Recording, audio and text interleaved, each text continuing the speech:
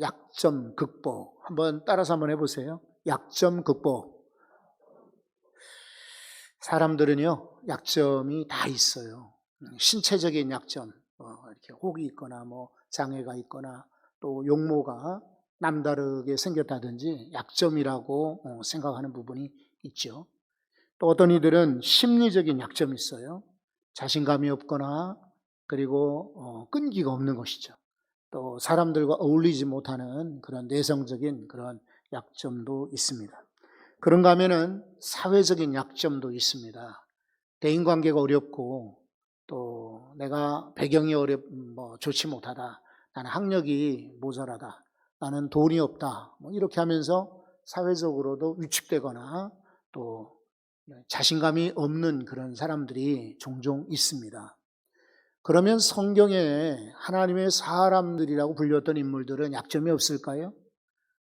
아브라함도 약점이 있었어요. 이 사람은 참 믿음의 사람이라고 우리가 칭찬할 만한데 자기가 살기 위해서 자기 부인을 누이 동생이라고 거짓말하였죠. 여러분, 야곱은 약점이 없습니까? 야곱은 역시 거짓말하고 형이 받을 축복을 자기가 받았죠. 그리고 형을 속일 뿐만 아니라 나중에 외삼촌도 속였던 그런 인물이지 않습니까? 이 사람이 나중에 고향으로 돌아오다가 여호와의 사자와 만나, 하나님이시죠. 하나님이 여호와의 사자의 모습으로 나타났으니까요. 씨름을 할 때에 날이 새도록 이 씨름이 끝나질 않아요. 야곱이 아주 끈기 있게 붙으니까, 그러니까 그의 환도뼈를 쳐서 그때부터 다리를 절었더라 그랬죠. 환도뼈는 이 엉치하고 허리하고 이 사이에 있는 그런 굵은 뼈를 말해요. 이게 부러지니까 이 사람은 장애를 입은 거예요. 그러니까 이 사람은 사회적인 그런 약점도 있고 신체적인 약점도 있고 또 개인적인 그런 약점도 가지고 있는 인물이라 할 수 있죠. 모세도 약점이 있었어요. 우리 지난번에 첫 주에 나눴던 것처럼 모세는 하나님께 소명받았으나 나 하나님 말 못해요. 아니 내가 저 사람들한테 가서 갑자기 이스라엘 백성을 나에게 달라 그러면은 어떻게 하겠습니까? 변명을 하고 자기가 약하다라고 용기를 내지 못했던 비겁한 사람이었어요. 근데 하나님이 그 사람을 쓰셨잖아요. 여러분, 성경의 인물들뿐만 아니라 오늘 주변에 참 크게 쓰임 받았던 역사의 기독교 신자들이나 또 많은 사역자들도 다 약점들이 있었어요. 그런데 그런 사람도 하나님께 크게 쓰임 받았거든요. 그러니까 여러분, 우리도 결심합시다. 나도 약하지만 주의 은혜로 말미암아 쓰임 받으리라. 약점을 극복하고 쓰임 받기를 바랍니다. 설교자를 여러분 이렇게 주목해 듣다 보면은 종종 많이 그렇게 쓰는 말들을 눈치채게 될 거예요. 우리 교회 목사는 어떤 말을 많이 쓰는가 여러분 아실 거예요. 저는 보통 이렇게 하나님께 쓰임 받는다 이런 표현을 많이 써요. 어떤 분들은 중직자다, 저는 그런 표현을 별로 좋아하지 않아요. 중직이 어디 있고 가벼운 직이 어디 있어요. 다 일꾼이죠, 그죠? 그리고 대예배를 드린다, 저는 그것도 동의하지 않아요.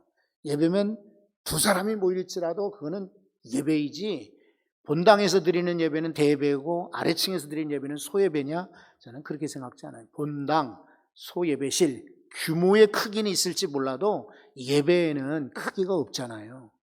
자, 쓰임받는다 이런 표현을 제가 쓰는데 모든 이들이 다 쓰임받지는 않아요. 근데 어떤 사람이 쓰임받느냐, 물론 약점이 없으면 좋겠지요. 그런데 태어날 때부터 약점이 있거나 자라는 과정에 상처가 있거나 아니면은 성격상 본래 약점을 가진 사람도 있어요. 근데 기가 막히지 않습니까? 잘난 사람을 뽑아서 쓰는 것이 아니라 때로는 못난 사람을 바꾸어서 쓰시는 것이 하나님의 역사요 은혜인 것입니다. 그런 걸 혹시 여러분 약점이 있을지라도 포기하거나 좌절하지 말고 하나님 저를 써 주십시오 이렇게 용기 내시기를 바라요. 오늘 여기 이제 성경의 주인공이 기드온입니다. 기드온을 한번 주목을 해 보십시오. 여기 샘물에서 말이죠. 이 샘을 물을 길다 보면은 이 물이 달고 또 달고 닿습니다. 지금 수돗물 마시는 거하고는 이건 뭐 말이 안 돼요. 수돗물은 달다고 하지 않죠. 아예 목이 마를 때에는 수돗물도 달게 느껴지겠지만은 수돗물 마시면서 물 달다 이렇게 말하는 사람은 거의 없을 거예요. 그런데 샘물은요 진짜 달고 맛있습니다. 이와 같이 하나님의 말씀 속에서 샘을 물을 퍼내듯이 기도원의 이야기에서 샘물, 생수를 퍼내게 되면은 여러분 영혼에 아마 달 거예요. 그래서 기도원 이야기는 다 알지만 그래도 한 번 더 우리가 살펴보려고 하는데, 기도원은 도대체 어떤 약점이 있었는가? 한번 여기 성경을 보십시오. 11절입니다. 여호와의 사자가 아비에셀 사람 요아스에게 속한 오브라에 이르러 상수리 나무 아래에 앉으니라. 마침 요아스의 아들 기드온이 미디안 사람에게 알리지 아니하려 하여 밀을 포도주 틀에서 타작하더니. 질문이 있어요. 여러분, 이 하나님의 사자가 므낫세 지파거든요. 아비에셀이라는 집안에 요아스라는 사람의 동네에 왔어요. 거기 동네에는 상수리 나무가 있는데, 상수리 나무는요 옛날부터 신성시 되던 나무였어요. 나무가 굵고 하늘을 향하여서 반듯하게 솟아올라 있거든요. 그러니까 여기에 옛날 사람들, 미신을 섬기는 사람들이 이제 신성시했어요. 이 상수리 나무 아래에 앉았는데, 여기 보니까 기드온이라는 인물이 있어요. 이 사람이 땅에 포도주 틀을 이렇게 만들어 놓은 게 있는데, 거기에 사람이 한 사람 들어갈까 말까 해요. 포도주는 알다시피 뭐 큰 포도주 공장이 아니면야 대부분 작지 않습니까? 이 틀이. 근데 그 안에서 밀을 지금 타작을 하고 있어요. 왜냐하면은 미디안 사람들이 꼭 이런 추수할 때가 되면은 이거 빼앗아 가거든요. 그러니까 저 타작마당에서 남들이 보는 데서 타작하게 되면은 곡식을 빼앗길까 싶으니까 몰래 이렇게 포도주 틀에 가서 밀을 타작하고 있었어요. 그런데 질문은요, 하나님의 사자, 여호와의 사자가 그곳에 앉았는데 우연히 기드온을 보았을까요? 아니면은 기드온이 원래 그곳에서 일하고 있는데, 저분은 원래 이렇게 신체적으로 소리를 내야 되니까 이해하고 들으십시오. 자, 저를 주목해 보세요. 이제 질문은 이거예요. 여호와의 사자가 앉았는데 우연히 기드온이 그곳에 있었을까요? 아니면 그 기드온이 원래 있었는데 여호와의 사자가 왔었을까요? 앞에 거 뒤에 거 어느 것이 더 맞을 것 같아요? 예, 뒤에 것이 맞아요. 여호와의 사자는 의도적으로 이 기드온이 있는 곳을 찾아온 것입니다. 지금도 마찬가지예요. 우리 인생 가운데 하나님은 우연이 아니라 하나님의 섭리와 경륜 아래에서 우리를 택하시고 우리를 부르시기도 하고 우리 사명을 주십니다. 그 자리가 바로 이 자리가 되기를 소원합니다. 예. 그러면 이 사람은 깜짝 놀랐죠. 왜냐하면 이 미디안 사람을 두려워했던 기드온을 향하여서 큰 용사요라고 이렇게 부르더란 말이죠. 그러니까 깜짝 놀라요. 왜 당신 나한테 용사라고 부릅니까? 나는 아주 작은 집안의 작은 자입니다 라고 뒤로 몇 걸음 이렇게 물러나요. 그러니까 11절의 말씀을 보면은 그가 멀리 타작마당 넓은 데에서 곡식을 타작하는 것이 아니라 포도주 틀에 들어가서 밀을 타작하는 걸 볼 때에 이 사람에게는 두려움이 있어요. 두려움. 1절 한번 앞에 1절 말씀을 보시면, 이스라엘 자손이 또 여호와의 목전에 악을 행하였으므로 여호와께서 몇 년 동안이요? 7년 동안이나 그들을 미디안의 손에 넘겨주셨다 그랬어요. 성경 공부를 하신 분들은 아시지만은 1, 2, 3, 4, 5, 6, 7이라는 숫자는요, 이게 완전수예요. 완전수에 들어가요. 7교회, 7대접, 7나팔. 7이라고 하는 숫자는 충족된 숫자를 말해요. 이 땅을 다 만드시고 그리고 나서 마지막 날 안식일을 지났어요. 그 7일간입니다. 그러니까 완전수예요. 7년 동안을 압제했다는 것은 매우 힘들겠다 이런 말이죠. 그러니까 곡식을 빼앗기지 않으려고 사람들이 막 여기저기 도망가요. 4절과 5절 한번 보겠습니다. 진을 치고 가사에 이르도록 토지소산을 멸하여 이스라엘 자손 가운데 먹을 것을 남겨두지 아니하며 양이나 소나 나귀도 남기지 아니하니 이는 그들은 저 미디안 사람들 말합니다. 그들의 짐승과 여기서 뒤에 나오는 그들은 이스라엘 사람들을 말하죠. 미디안 사람들이 이스라엘 사람들의 짐승과 장막을 가지고 그들의 짐승과 장막, 장비들을 가지고 와서 이 그 땅에 들어와 멸하려 하니라고 했습니다. 그 땅은 바로 이스라엘 땅을 말해요. 그러니까 이 미디안 사람들이 7년 동안이나 장비들을 가지고 가가지고 수탈해 가는 거예요. 옛날 일제강점기에 일본 사람들이 우리나라에 많은 그런 자산들을 빼앗아 가듯이 보물들 빼앗아 가고 농산물들 빼앗아 가고 그러지 않았어요? 그와 같이 이 사람들이 그랬단 말이죠. 그러니까 두려워했던 거예요. 게다가 또 13절 말씀을 보십시오. 이 기드온이 어떤 의식을 가지고 있느냐면 한번 다 같이 읽어봅시다. 13절 기드온이 그에게 대답하되 오 나의 주여 여호와께서 우리와 함께 계시면 어찌하여 이 모든 일이 우리에게 일어났나이까? 또 우리 조상들이 일찍이 우리에게 이르기를 여호와께서 우리를 애굽에서 올라오게 하신 것이 아니냐 한 그 모든 이적이 어디 있나이까? 이제 여호와께서 우리를 버리사 미디안의 손에 우리를 넘겨주셨나이다 하니 긴 말씀 읽었는데요. 줄여서 한마디로 말하면 패배주의입니다.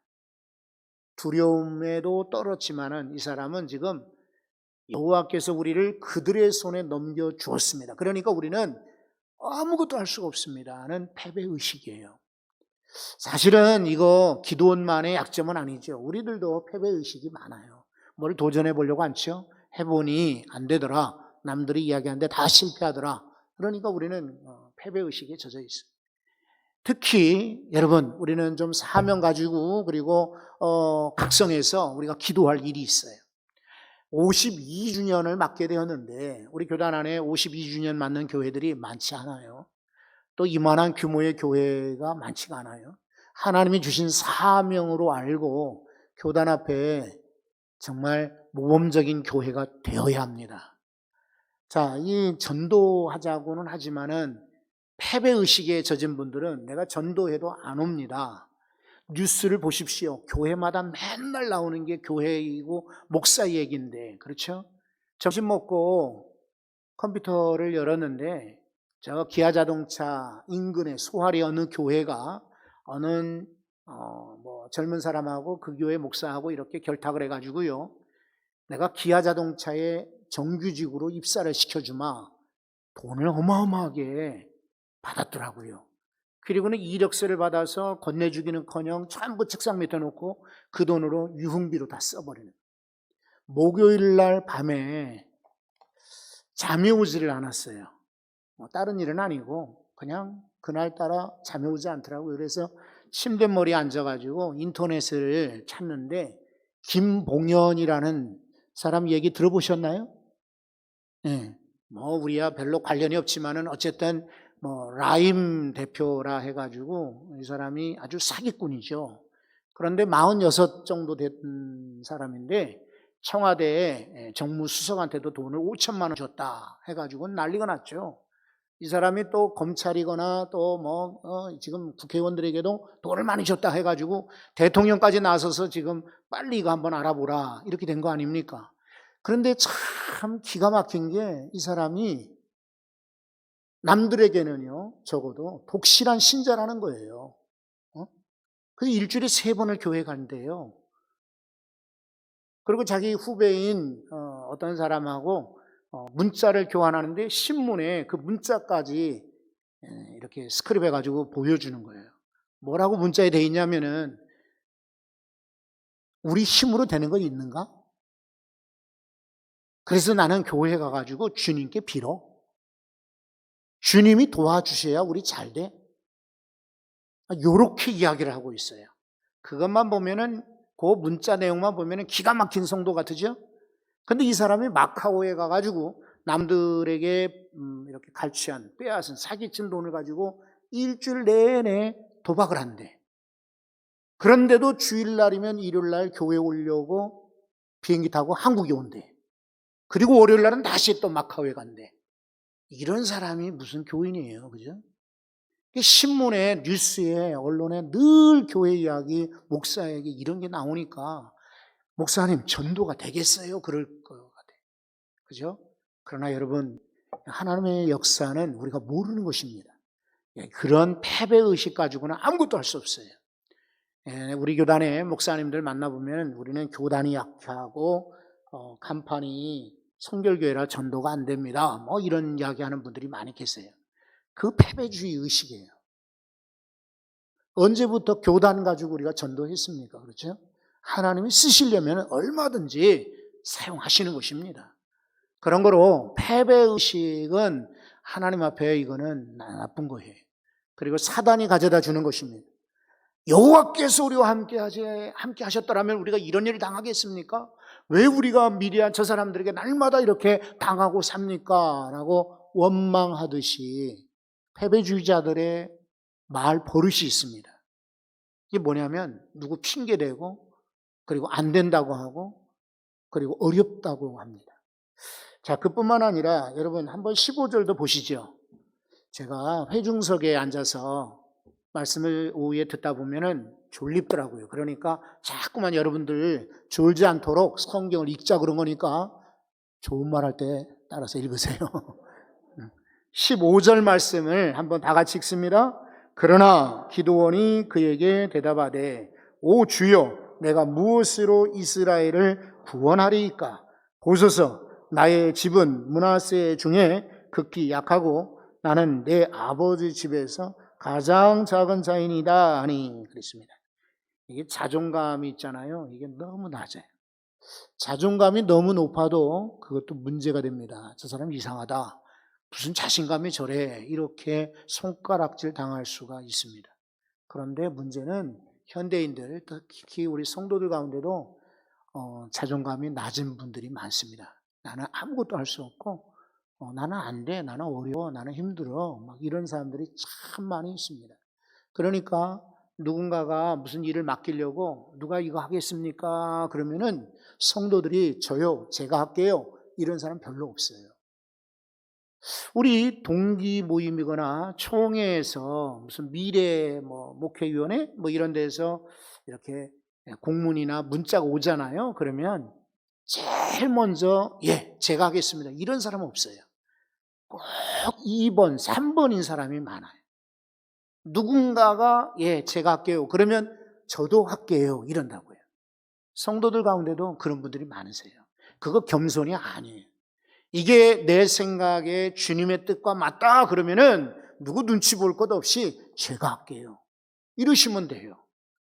누가 여러분들이 헌신한다고 손가락질하거나 비난하거나 또 흉보는 사람은 없어요.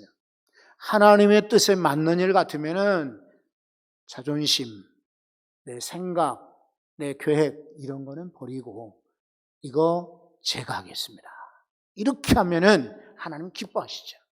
그런데 이 사람은 지금 뭐라고 변명합니까? 므낫세 지파 가운데 우리 집안이 제일 작아요. 약해요 그래요. 그리고 우리 집안에서도 제가 제일 작아요 그래. 여러분 이 사람이 사실은 이 아버지 집에서 가장 작은 자는 아니에요. 나중에 알고 보니까 부인이 70명이나 돼요. 물론 이제 성경 기자가 옛날에는 정확하지 않으니까 좀 과장도 하고 또 이렇게 역사서지만 옛날 역사지 않습니까? 그러다 보니까 구전으로 그때는 이렇게 사람들이 책을 쓰거나 또 이렇게 글을 많이 써서 혼용하지 않았어요. 말로 의사소통하던 시절이었으니까 이게 과장이 좀 섞였다라고 할지라도 보통 사람은 아니잖아요. 만약에 자기가 정말 작은 사람이 같으면 부인을 어떻게 70이나 얻겠어요. 그리고 지금 이 요아스 아버지의 집은 적은 집이 아니에요. 왜냐하면 상수리 나무가 있다. 그 동네의 유지격입니다. 그리고 자기 집에 나중에 보면은요, 우상이 있어요. 바알, 우상을 집안에 사당을 모셔놓을 정도다. 그러면 종교적으로나 인품으로나 또 위치로 볼 때 저 정도 우상을 자기 집안에 데리고 가지고 있을 정도면 대단한 그런 위치의 사람이에요. 그러니까 아버지 집도 사실은 작은 집도 아니고 기드온도 사실은 작은 자가 아닙니다. 이거는 핑계예요. 내가 작은 자고 나는 약한 자다는 이런 낮은 자존감이 이에게 약점이지요. 자, 그러면은 오늘 이 극복입니다. 주제가 극복이니까 어떻게 이 약점을 극복했는가? 일반 이런 자기 개발서라든지 또 자기 발전을 위한 그런 많은 인터넷 홈페이지 이런 데 보면은 사람의 노력으로 약점을 이긴다라고 말하고 있어요. 그래서 심리학적으로 이렇게 단계를 밟으면 약점을 이길 수 있다. 훈련받으면 된다. 해병대 훈련이나 뭐 이런 극기 훈련 같은 거 시키기도 하고 또 때로는 어려운 그런 일에 도전을 하게 하고 막 약점을 극복하는 세상적인 방법이 참 많습니다. 그러나 여러분, 우리는 지금 말씀을 나누고 있고 그리고 성경은 말하기를 인간 스스로 무언가 이룰 수 있는 것은 없습니다. 하나님이 역사하셔야 돼요. 그가 공부를 해서 혹은 훈련받아서 어떤 기회에 도전해서 될지라도 하나님이 그리로 모시는 거예요. 이렇게 이끄시는 거지 자기 스스로 약점을 극복하는 사람은 없어요. 그런 거로 오늘 하나님께서 어떻게 이 기도원을 사용하시는지 한번 우리가 보면은 아마 좋을 줄 알아요. 어떻게 사용하시냐면은, 자, 우선 11절을 다시 보면은 여호와의 사자가 나타났다고 그랬죠. 아까 질문을 드리기를 첫 번째라고 그랬어요? 두 번째 거라고 그랬어요? 두 번째 게. 근데 두 번째 게 뭐였어요? 뭐가 두 번째인데요? 기억나요? 아이고, 목사님. 조금 전에 얘기한 것도 돌았으면 저 잊어버려요. 묻지 마세요. 이럴 분들이 저도 그러니까 뭐 이해하겠습니다만. 자, 다시 한번 상기시켜 볼게요. 여호와의 사자가 이곳에 왔더니 마침 기드온이 그 옆에 있어 만났더라. 이게 첫 번째예요. 두 번째 것은 기드온이 이미 있는 것을 아시고 여호와의 사자가 그곳에 오셨다. 어떤 것입니까? 두 번째 게 맞죠. 이것은 하나님의 선택입니다. 여러분, 이스라엘 백성들이 고통을 당하고 있을 때 하나님이 누구를 택해서 사사로 삼을까? 하나님의 전적인 선택이에요. 자기가 뽑힌 게 아닙니다. 자기가 지원한 게 아닙니다. 하나님이 그렇게 만드신 거예요. 놀랍죠? 하나님의 선택이 그가 약자라고 느끼고 두려워하고 겁나고 패배주의에 젖은 이 사람을 하나님이 쓰신 것입니다. 지금도 마찬가지예요. 제가 재미난 이야기를 하나 해볼까요?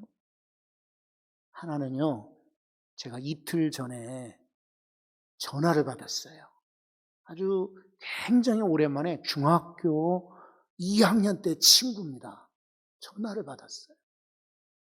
어떻게 전화했어? 그랬더니 내가 이 전화를 받을까 말까 했는데 그래도 그날은 받고 싶더라고요. 왜냐하면 011이야. 여러분, 지금도 011 쓰는 사람이 있나요? 거의 없잖아요. 그런데 011 번호로 전화가 왔어요. 이거 혹시나 사기꾼이나, 그죠? 이게 보이스피싱 아닐까 의심하면서 조심스럽게 여보세요. 그런데 목소리 들으니까 알겠더라고요. 중학교 때 친구가 인터넷에 종인이는 뭐하지? 종인이 최종인이었지? 최종인이 쭈루루룩 나오는데 그 중에 부산에 전도사로 있었던 것은 알거든요. 그러니까 지금쯤 목사가 됐겠다 해가지고 최종인 목사 했더니 인터넷에 제 전화번호까지 나오더래. 누가 그런 걸 올렸는지 모르지만은 하여튼 반갑더라고요. 전화가 왔어요. 그러더니 이 친구하고 셋이서 짝꿍이었는데 또 한 친구가 전화가 왔어요. 그래가지고 여보세요 하는데 누군지 알겠더라고요. 그래서 제가 먼저 순길이 그랬더니 어떻게 알았느냐고. 하나는 흥구라는 친구고 하나는 순길이라는 친구인데 이 흥구라는 친구가 내가 종인이하고 통화했거든. 그러니까 전화를 받아봐. 그런데 첫 번째 친구는 조금 샤이한, 부끄러움이 많은 친구예요. 그리고 두 번째 친구는 조금 이렇게 활달한 친구였어요. 그 친구가 저한테 그래요. 어떻게 목사가 됐어? 칭찬해요? 아니면 나무라며요? 은퇴를 하고 둘 다 외교부에 있다가 은퇴를 하고 한 사람은 석촌에 살고 한 사람은 동탄에 산대요. 동탄 사는 친구가 나한테 묻는 거예요. 어떻게 목사가 됐어? 그러니까 중학교 다닐 때만 해도 제가 목사가 될 거라고는 꿈에도 생각을 못 했어요. 제가 말도 잘 안 하고 말이 없었거든요. 거의 말을 안 했어요. 그런데 이 친구들이 중학교 때 모습을 상상하다가 지금 목사가 되었다니까 깜짝 놀라. 여러분, 하나님이 선택하시면 그 사람이 벙어리, 말 장애를 갖고 있고 그 사람이 부끄럼 많고 그 사람이 수준 많고 그 사람이 어떤 약점이 있어도 하나님은 사용하십니다. 그런 거로 나는 원래 안 돼, 이런 사람은 교만한 사람이고 믿음이 없는 사람이에요. 원래 안 되는 거 없습니다. 하나님이 원하시면 그 사람도 돌멩이도 쓰시는데 돌들로 소리지게 하리라 그러잖아요. 나귀도 쓰시는데 발람 선지자 타고 가는데 나귀가 막 못 가게 막지 않습니까? 막대기도 쓰시는데 쓴물 있을 때 막대기를 던졌더니 닳아졌더라. 하나님이 선택하시면요, 우리 돌이 됐던 나귀가 되든 막대기 같은 내 인생도 바꾸어 쓰실 줄로 믿습니다. 또 하나 약점을 이기도록 하나님이 하신 것은 격려입니다. 12절은 아까 안 읽었으니까 한번 이 12절 읽어볼까요? 다 같이 읽습니다. 여호와의 사자가 기드온에게 나타나 이르되 큰 용사여, 여호와께서 너와 함께 계시도다 하매. 아멘. 기드온이 분명히 겁쟁이고 두려움 많은 줄 알고 있잖아요. 하나님 모르셨겠어요? 알죠? 그런데 나타나서 제일 먼저 첫 번째 음성이 뭡니까? 큰 용사요 그러잖아요. 그렇죠? 여러분, 이런 격려가 얼마나 도움이 되고 힘이 되는지 모릅니다. 혹시 여러분 아십니까? 말로 격려하고 칭찬하는 거 돈이 들어요, 안 들어요? 돈 얘기하면 반응이 나는 금방 나올 줄 알았는데 돈에 무관한 사람들처럼 대답이 없으시에요. 다시 한번, 말로 하는 격려나 칭찬이 돈이 들어요, 안 들어요? 그러면 힘이 들어요, 안 들어요? 그게 안 드는 건데 왜 안 하겠어요, 그죠? 우리는 나쁜 말은 많이 해요. 난 틀렸어, 너 안 돼, 너 그렇게 가지고 될 줄 알아? 안 되더라고. 우리는 이런 말은 많이 하는데 칭찬하는 말은 참 우리 인색할 때가 많아요. 그런데 저 미국의 우리 이승빈 목사님이 내일 모레 화요일 날, 우리 시간으로는 수요일 날 아침이 되겠죠? 그 나라 미국의 시간으로 화요일 날 저녁 7시에요.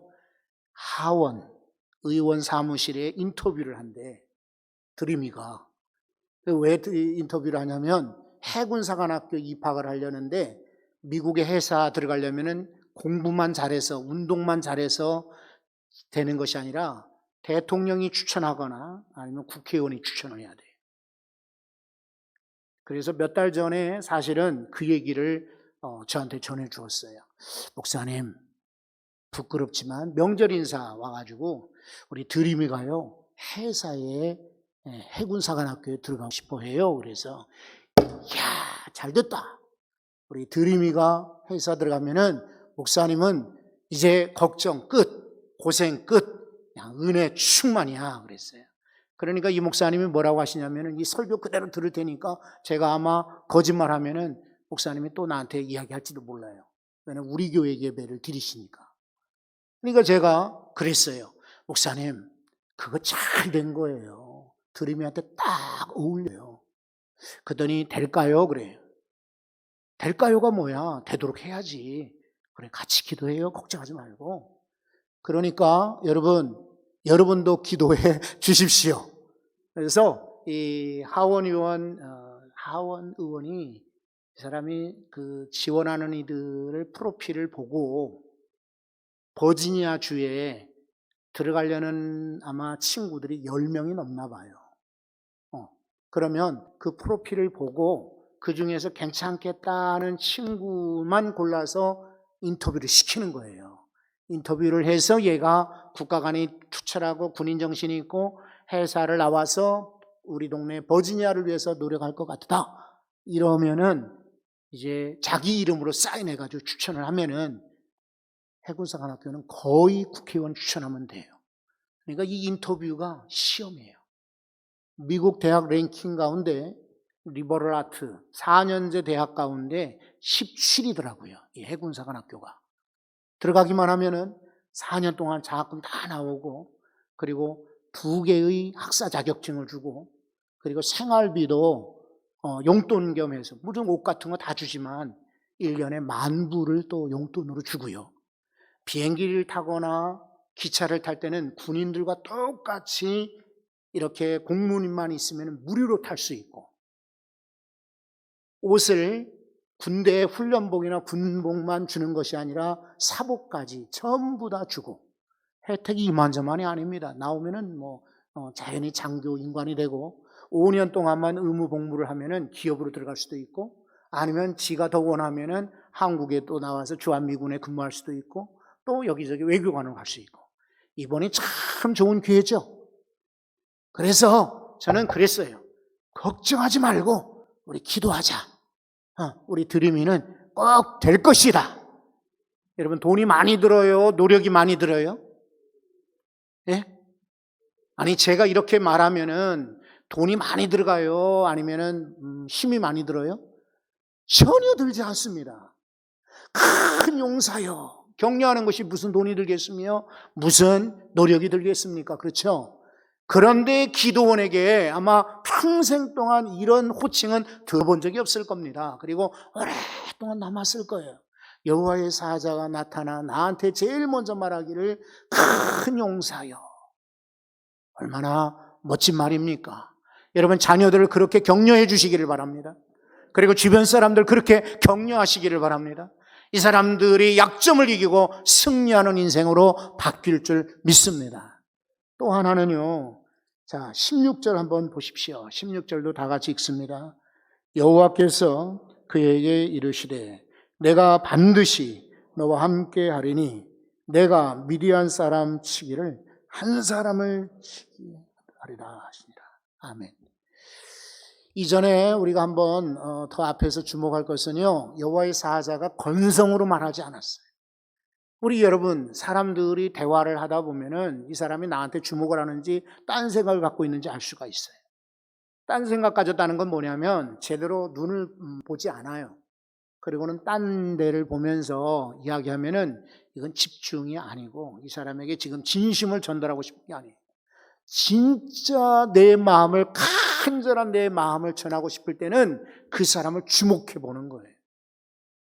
어디에 그게 나오느냐면, 자, 여기 14절 앞부분만 제가 읽어볼게요. 14절에 보니까 여호와께서 뭐라고 하셨습니까? 그를 향하여 이르시되 그랬어요. 영어 성경에는요, 그를 보시며라고 그렇게 번역이 되어 있어요. 여호와의 사자가 건성으로 얘기하는 것이 아니라 주목하여 강렬한 눈빛으로 그를 보면서, 야, 너 두려워하지 마라. 너 약한 사람 아니야. 내가 너를 큰 용사로 만들어줄게. 걱정하지 마라. 여러분, 이러면서 16절을 다시 봅니다. 여호와께서 그에게 이르시되, 그를 보시면서 그에게 말씀하시는 거예요. 다수를 놓고 얘기하는 게 아니라 그와 1대1로 그를 마주하면서 말씀하시기를 내가 반드시 너와 함께 하리라. 분명한 약속이죠? 그냥 내가 너와 함께 할게, 그래 기도할게, 걱정하지 마, 건성으로 하는 약속이 아닙니다.